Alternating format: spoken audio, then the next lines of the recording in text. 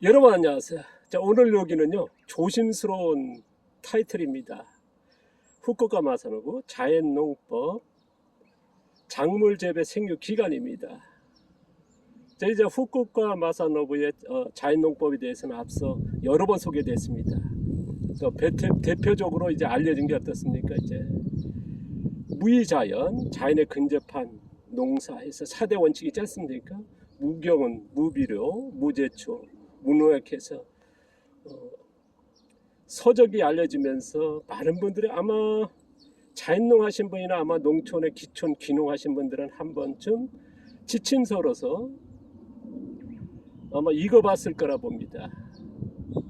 자연농을 지향하신 분 중에서 대부분이 후쿠오카 마사노부의 영향을 받으신 분이 아마 대다수다 얘기해도 뭐 관여할 정도로 많습니다.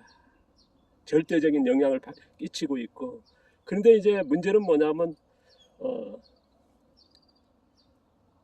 시도를 합니다. 포기가 많다는 거거든요. 그리고 생산을 못 한다는 거. 아마 4대 원칙의 농사를 지어보시면 아실 겁니다. 생산량, 아마 기술적인 또 뭐냐면 이제 그런 지침서, 이제 철학적인 그런 내용의 그 생태적인 얘기로 쓰여진 책들이거든요. 그런데 우리가 현장에서 필요한 건 뭐냐면 어쨌든 농사는 기술이 필요한 거 아니겠습니까? 생산할 수 있는 방법이거든요. 그런 거는 알려지지 않았고 일부는 알려졌습니다. 자, 오늘요 그 일부에 알려진 후쿠오카 마사노부의 자연농법에서 농사 벼재배, 대표적으로 이제 벼재배가 이제 성공담으로서 많이 알려졌고 그걸 중심으로 얘기하거든요. 그 다음에 밭농사가 있을 것이고요. 그러면 이제 밭농사 같은 경우는 이제 4대 원칙에서 이제 아까 얘기했습니다만은 무의자이지 않습니까? 그런데 뭐 평가랄까 아니면 기술적으로 얘기하기엔 그럴 겁니다. 아마 이 네 가지로 해서 농사가 됐다, 성공했다 하신 분은 거의 없을 겁니다. 어떻게 보면 관리형이 아닌 방치형에 가깝죠. 뭐 잡초 안 하고 밭갈이 안 하면 건 이제 무방합니다만은 뭐 무비로 해도 됩니다. 근데 몇 년이 지났을 때는 한계라는 거, 생산량이라는 거, 그 다음 특히나 무제축 같은 거의 풀 속에서 작물을 키운다. 일시적인 건 괜찮았지만은 이제 제초 일체 안 하고 농사를 짓긴 힘들지 않습니까? 뭐 되는 작물도 있습니다만은 거의 다 예초하거든요. 몇 번은요.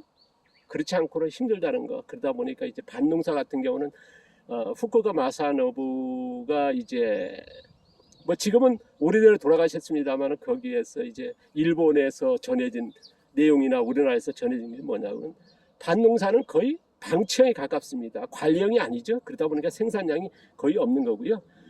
대표적으로 알려진 게 이제 벼농사입니다. 그럼 벼농사는 철저히 관리형이죠. 그리고 제가 이제 지금 꺼낸 내용 중에서 제가 이제 계속 앞서 지금 연재하고 있는 뭐 영재라고 하면 하겠습니다만은 바로 오늘 얘기하는 작물 재배 생육 기간으로 봤을 때 벼재배 같은 경우는 어떻습니까? 촉생 재배다 해도 과언이 아니거든요. 제가 이제 앞서 그런 얘기했습니다. 작물 재배 생육 기간이 현대 농업에서 이 네 가지로 구분할 필요가 있다.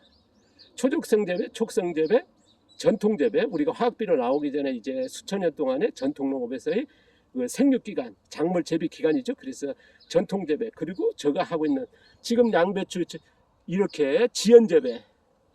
제가 이제 양배추 300일, 310일 만에 이제 결구식에서 수확하지 않습니까? 이런 형태의 지연 재배 네 가지로 나눌 필요 있다는 말씀을 드렸습니다. 그랬을 때에 밭농사 같은 경우는 후쿠오카 마사노 밭농사 같은 게 거의 평가가 안 되는 방치형이기 때문에요.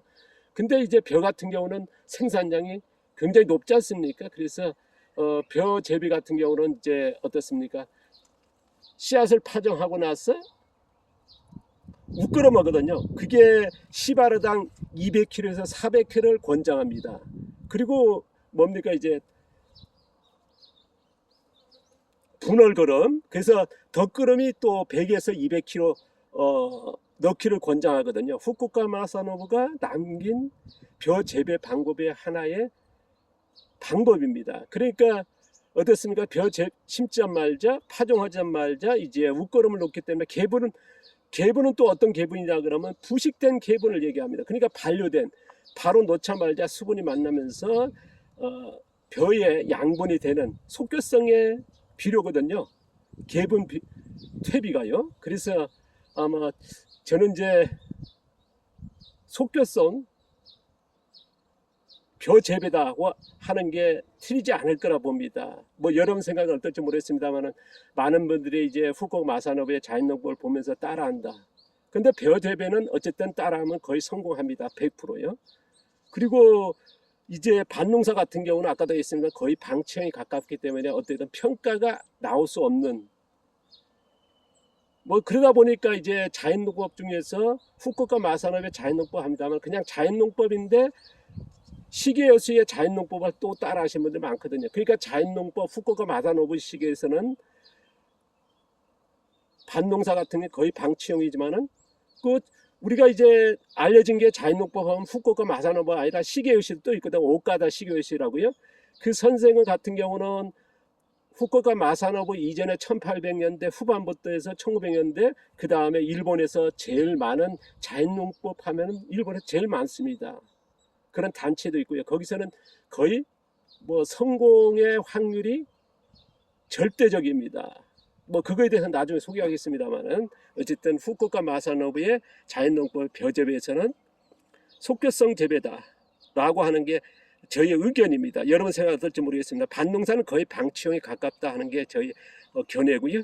제가 이제 일본에서 한 2년 반 거의 3년 이제 거주했고 그 다음에 수많은 이제 농가들이 저의 농장을 견학해 가면서 그런 인연이 있고요. 그 다음에 이제 한 달씩 가서 교육하고 자 일본의 많은 도시 가서 교육해 왔지 않습니까? 그러면서 일본의 농가들 아마 일반 분들에 비해서 많은 분들하고 소통이 되는 뭐 제가 이제 명함만 해도 뭐 100장 200장을 가져 있으니까요. 주소록만 해도 아마 방문마다 2권이 넘습니다. 그 정도로 이제 그런 소통을 하면서 제가 이제 느낀 거는 그렇습니다. 아마 이제 다른 견해도 있을 건데요. 제가 이제 후쿠오카 마사노부의 자연농법에 대해서 무슨 비방하거나 아니면 뭔가 다른 데 뜻이 있는 건 아닙니다. 단지 이제 자연농의 하나는 이론이기 때문에 그래서 지금 초적성 재배, 촉성 재배와 전통 재배, 지연 재배 그래서 장르별 다음 시간에는요. 저도 가오지도 또한 자연농이죠. 그거에 대해서 좀 얘기해 볼 생각입니다. 아마 오후 얻기를 바라고요. 감사합니다. 고맙습니다.